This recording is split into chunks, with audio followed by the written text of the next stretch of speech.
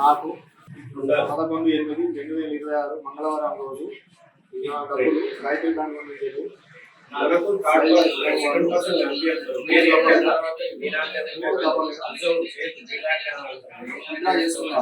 చేసుకున్నాక నాకు మెసేజ్ వచ్చినాక 15 నిమిషాల వరకు నేను చూసుకున్నాను. 15 నిమిషాలు చూసుకొని అయ్యో నా డబ్బులు కట్ అయినాయని వెంటనే గాయత్రి బ్యాంకు పోయినా. పోయే వరకు కరెక్ట్ అర్ధగంట ఉన్న డబ్బులు కట్ అయినాక కరెక్ట్ అర్ధగంట వరకు గాయత్రి బ్యాంకు పోయినాక వాళ్ళకు నా డబ్బులు కట్ అయినాయని చెప్పిన. వాళ్ళు అయ్యో ఎట్లా ఏమన్నా ఓటీపీ చెప్పిరా, ఏమన్నా చేసిరా, ఏమన్నా తీరా అని అడిగిరాడు. నేను ఓటీపీ చెప్పలేదు, ఫోన్ రిసీవ్ చేయలేదు అని చెప్పిన. స్టేట్మెంట్ తీసిస్తా, ఆ స్టేట్మెంట్ పట్టుకొని సైబర్ క్రైమ్ పోలీస్ స్టేషన్ పోయి కంప్లైంట్ ఇయ్యరు అని చెప్పినారు. ఆ స్టేట్మెంట్ తీసి 15 నిమిషాలు టైం వేస్ట్ అయింది.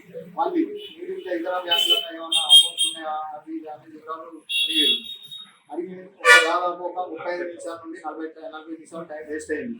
అయినాక ఆ స్టేట్మెంట్ తీసుకున్నాక నాకు చాలా బాధగా ఉంది. మా ఫ్రెండ్ అయినా కానిస్టేబుల్ ఫోన్ చేస్తే ఇట్లా డబ్బులు లేదని ఫోన్ చేస్తే మా ఫ్రెండ్ ఏమన్నారు, కానిస్టేబుల్ ఫస్ట్ 1930 ఫోన్ చేసినాక మీరు నాతో మాట్లాడుకుని చెప్పినాను.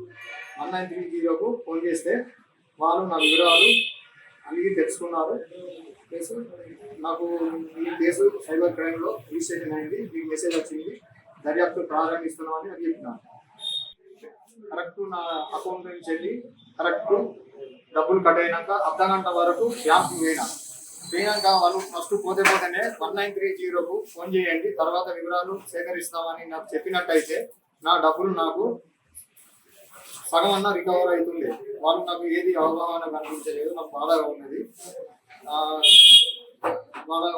ఎన్ని డబ్బులు? 99,000. మరోసారి 1,99,000, తర్వాత 15,000 రూపాయలు డ్రా చేసుకున్నాక 15 నిమిషాల వరకు నాకు అప్పుడే మెసేజ్ వచ్చింది. కానీ నేను ఆ మెసేజ్లు వచ్చినాక 15 నిమిషాల వరకు నేను ఆ మెసేజ్ చూసుకొని వెంటనే గాయత్రి బ్యాంకు పోయి నాకు ఇట్లా డబ్బులు కట్ అయినాయని నా అకౌంట్ నుంచి వెళ్ళి డబ్బులు కట్ అయినాయని చెప్తే ఇట్లా కట్ అయినాయి ఏం కదా మీరు ఏమన్నా ఓటీపీ చెప్పిరా, లేకపోతే ఏమన్నా ఫోన్లు రిసీవ్ చేసి మాట్లాడిరా, ఏమన్నా యాప్ తీరా అని వివరాలు అన్నారు అని స్టేట్మెంట్ తీసుకుపోయి సైబర్ క్రైమ్ పోలీస్ స్టేషన్కి ఇప్పుడు బంద్ ఉంటుంది, పొద్దున్న తెల్లారిపోయి 10 గంటలకు తీసుకుపోయి కంప్లైంట్ చేయండి అని చెప్పినారు.